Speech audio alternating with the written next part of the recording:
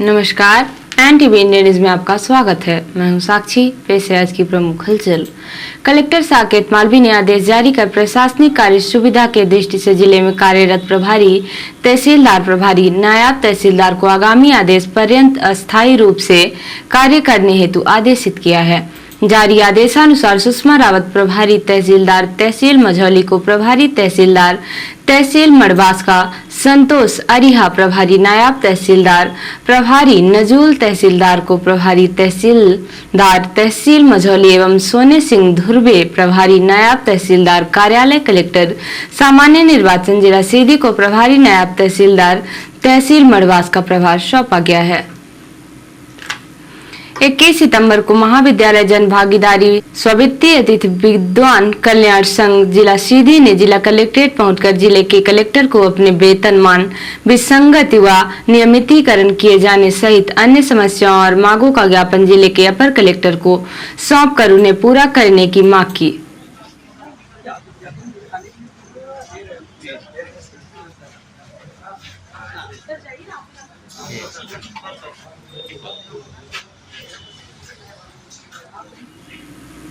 जिले के अपर कलेक्टर को अपनी मांगों का ज्ञापन सौंपने आए जन भागीदारी स्ववित्तीय अतिथि विद्वान कल्याण संघ के पदाधिकारी ने NTV इंडिया न्यूज को अपनी मांगों की जानकारी दी और कहा कि हम विगत 10 वर्षों से काम कर रहे हैं, लेकिन हमारा वेतनमान अतिथि शिक्षकों के बराबर भी नहीं किया जा रहा है, जबकि काम हमसे बराबर लिया जा रहा है। आगे उन्होंने कहा कि विगत 10 वर्षों से काम करने के बाद अब हमें और कहीं काम नहीं मिलेगा, इसलिए हमें नियमित किया जाए। पूरे मध्य प्रदेश में सभी शासकीय महाविद्यालयों में एक और व्यवस्था बनाएगी जिसका नाम है जनभागीदारी एवं सुवित्तीय पाठ्यक्रमों संचालित करने का। उस पाठ्यक्रम को पढ़ाने के लिए गेस्ट फैकल्टी रखी जाती है और जो शासन के स्तर पर पद के विरुद्ध रखी जाती है उनका मानदेय हर साल बढ़ता है और हम लोग उसी पाठ्यक्रम को पढ़ाते हैं, उसी तरह कार्य करते हैं, अर्थात समान कार्य समान वेतन की आशा करते हैं।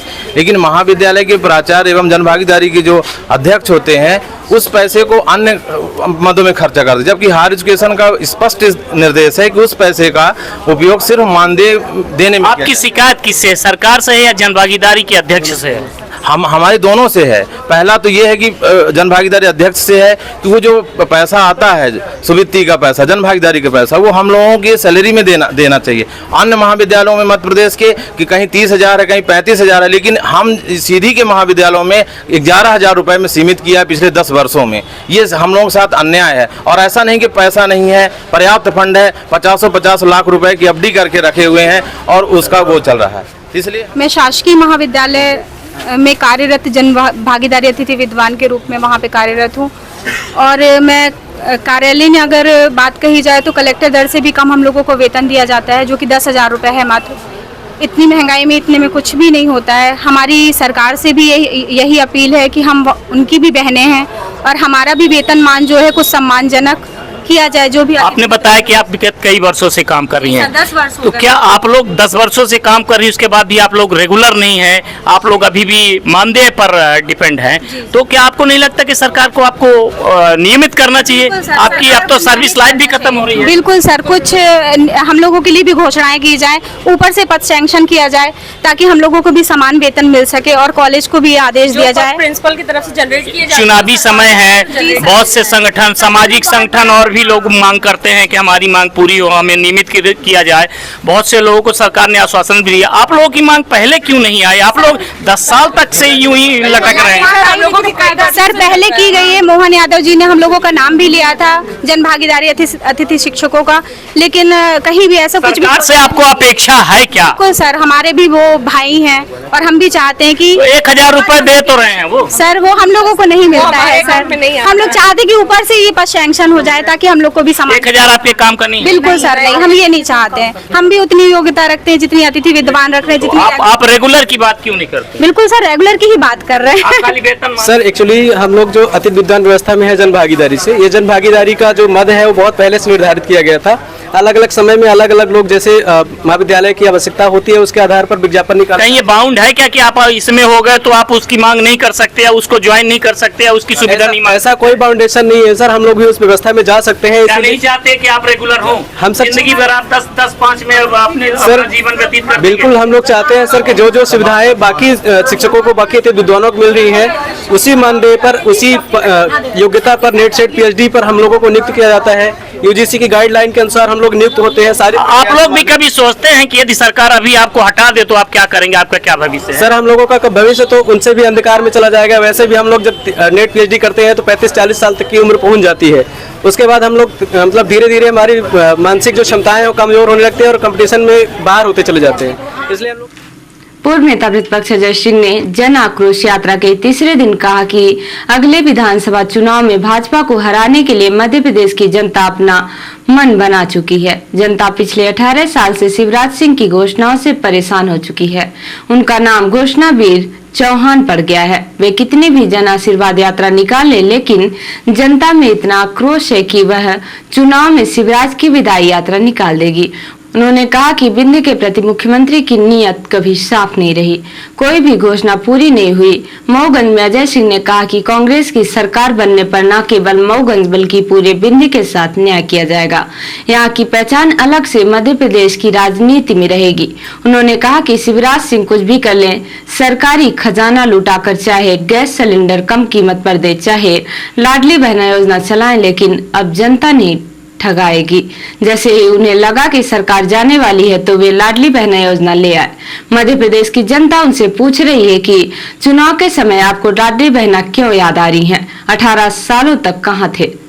पहले कभी नहीं पूछा कि पहनने को धोती है या नहीं, खाने को अनाज है या नहीं।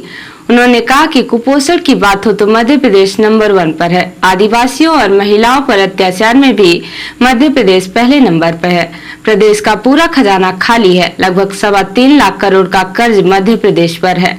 रीवा से आरंभ हुई जन आक्रोश यात्रा आज तीसरे दिन रीवा विधानसभा क्षेत्र के ग्राम लौआ से आरंभ हुई।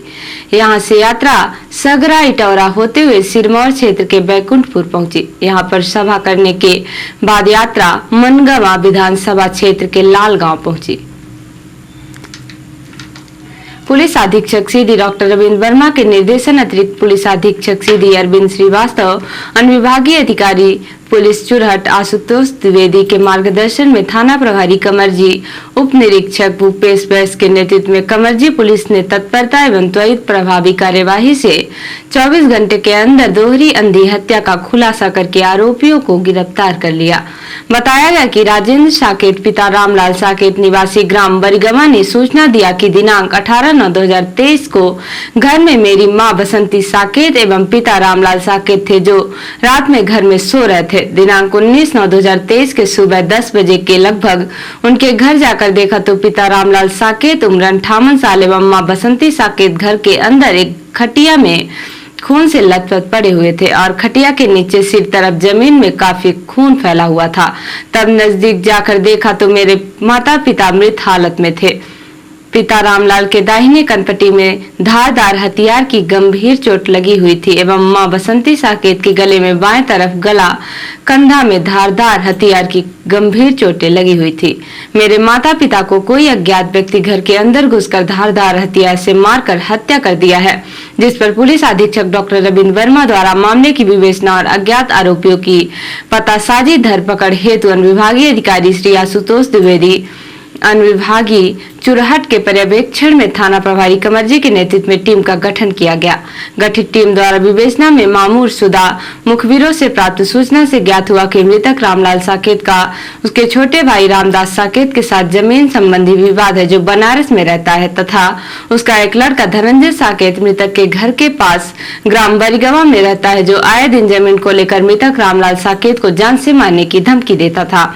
उक्त सूचना को गंभीरता से लेते हुए संदेही धनंजय साकेत पिता रामदास साकेत निवासी बरिगमा को दस्तयाब कर सूक्ष्मता से पूछताछ किया गया, जिसके द्वारा अपना जुर्म स्वीकार करते हुए जमीन संबंधी पुराने विवाद को लेकर दिनांक 18-19 9/2023 की दरमियानी रात 12:30 बजे के लगभग अपने साला का लड़का रोहित पिता अनिल कुमार साकेत उम्र 19 साल निवासी कोटी गांव थाना रामपुर जिला जौनपुर उत्तर प्रदेश एवं अपनी मौसी का लड़का शिवम साकेत पिता सौखीलाल साकेत उम्र 19 साल निवासी डेरा थाना कमरजी के साथ मिलकर अपने बड़े बाबू रामलाल साकेत एवं बड़ी मां बसंती साकेत को उनके घर में सोते समय रात 12:30 बजे जाकर कुल्हाड़ी से सिर में मारकर दोनों की हत्या कर देना बताए एवं घटना उपरांत कुल्हाड़ी घर के पास छुपा देना बताए। जो आरोपियां के बताए अनुसार पेश करने पर अल राजब कुल्हाड़ी जब्त किया गया एवं आरोपियां एक धनंजय साकेत पिता रामदास साकेत उम्र 31 साल निवासी बरगमा थाना कमरजी,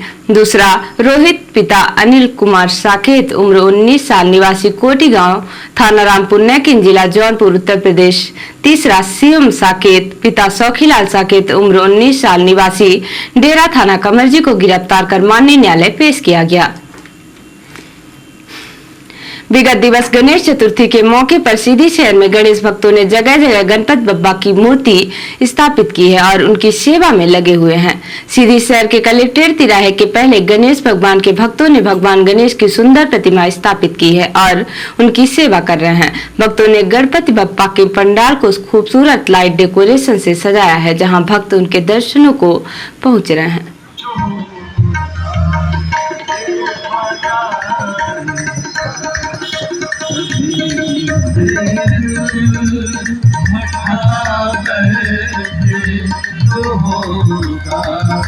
देखा जाएगा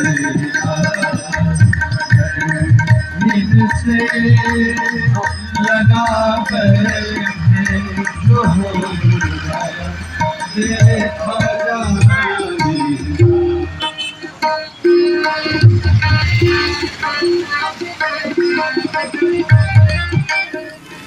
रिपोर्टर हिमायत रौतेला ने बताया कि नैनीताल में मां नंदा देवी महोत्सव का आगाज हो चुका है। इस दौरान हल्द्वानी से नैनीताल कदला वृक्ष लाया गया, जिसमें मां की मूर्ति बनाई जाएगी। इस दौरान भक्तों में काफी उत्साह देखने को मिला। मां नैना देवी की शोभा यात्रा तल्लीताल से मल्लीताल तक निकाली गई। नगर भ्रमण किया गया। इस दौरान मां के जयकारे से सरोवर नगरी गूंज उठी।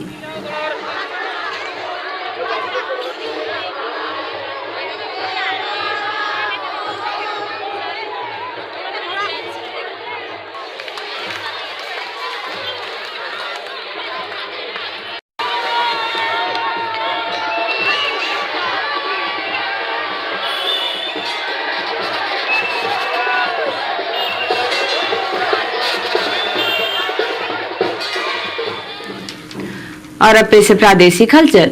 ओमकारेश्वर में आदि गुरु शंकराचार्य की 108 फीट की प्रतिमा का अनावरण। सीएम शिवराज और संतों ने परिक्रमा की। सुरजेवाला बोले, किसानों की एमएसपी से शिवराज ने एमएलए खरीदे। कमलनाथ ने कहा, अब तो बीजेपी को भी शिवराज को मुख्यमंत्री कहने में शर्म आ रही। 25 सितंबर को पीएम मोदी आएंगे भोपाल। भेल आनंद नगर इलाके में स्कूल बाजार हो सकते हैं बंद। और एमपी चुनाव में गंगा जल की एंट्री। इंदौर में 1 लाख घरों में गंगा जल बांटेगी कांग्रेस। और अब पेश राष्ट्रीय हलचल।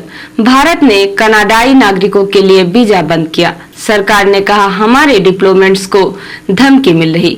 रेलवे ने दुर्घटना मुआवजा राशि 10 गुना बढ़ाई। हादसे में जान गई तो 50,000 की जगह 5 लाख मिलेंगे।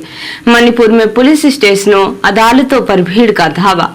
प्रदर्शनकारियों पर सुरक्षा बलों ने आंसू गैस के गोले छोड़े। और राहुल ने कुली की यूनिफॉर्म पहनी, सिर पर सामान उठाया। आनंद विहार पहुंचकर कुलियों से मिले, उनकी परेशानियां पूछी। तो ये थी आज की प्रमुख हलचल। नमस्कार।